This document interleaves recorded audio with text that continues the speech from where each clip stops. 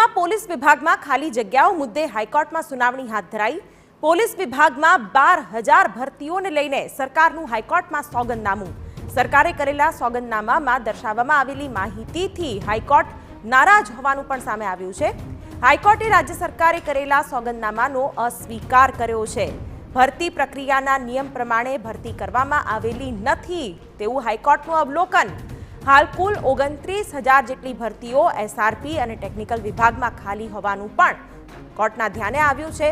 ફક્ત 12,000 પોસ્ટ માટે જ ભરતી જાહેર થતા કોર્ટે નારાજગી વ્યક્ત કરી છે। 2 અઠવાડિયામાં રાજ્ય સરકારને જવાબ રજૂ કરવા પણ હાઈકોર્ટનો આદેશ। સંવાદદાતા રોનક વર્મા આ વિશે વધુ માહિતી આપી રહ્યા છે। જી રોનક,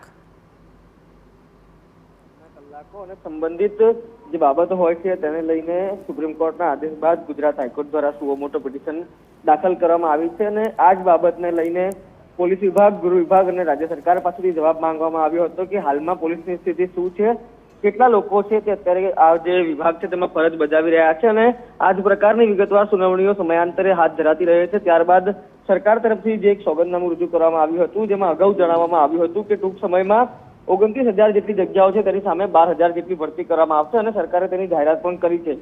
તેની સામે આજે જે સોગંદનામું દાખલ કરવામાં આવ્યું છે તેની સામે ગુજરાત હાઈકોર્ટ દ્વારા નારાજગી વ્યક્ત કરવામાં આવી છે અને જે ભરતી પ્રક્રિયા છે તે યોગ્ય નિયમાનુસાર ન થતી હોવાનું પણ ગુજરાત હાઈકોર્ટે અવલોકન કર્યું છે।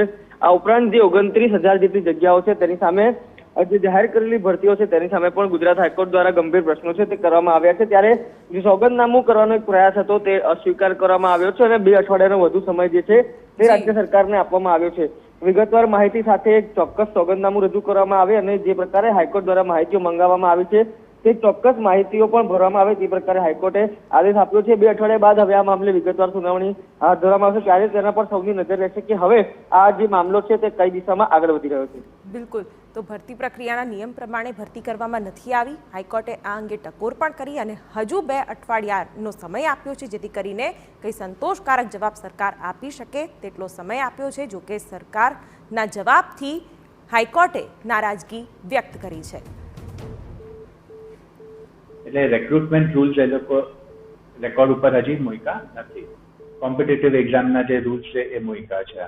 એટલે કોર્ટ આનાથી સખત નારાજ હતી અને કીધું કે ભાઈ સુપ્રીમ કોર્ટનો ઓર્ડર ક્યારે આવ્યો અને તમે ક્યારે બધા સ્ટેપ્સ લ્યો છો, એટલે ટાઈમ ટુ ટાઈમ તમે સ્ટેપ્સ લીધા નથી, એટલે એના બાબતમાં બધું ડિટેલ્સ મૂકો। અને આજે એફિડેવિટ જે ફાઇલ કરી હતી છેલ્લી એફિડેવિટ સ્ટેટ ગવર્મેન્ટે એ રિજેક્ટ કરવામાં આવી છે અને આજે એ લોકોએ એમ પણ કીધું કે એ લોકોએ જે જાહેરાત બહાર પાડી છે એમાં કંઈક 12,700 પોસ્ટ ભરવાની વાત ચાલુ છે અને ખાસ કરીને ટેકનિકલ પોસ્ટ જે ભરવાની હોય એ પણ એ લોકો નથી ભરી। એટલે ખાલી હમણાં જે એ લોકોને લાગ્યું કે રેલેવન્ટ છે એ જ પોસ્ટમાં ભરવાના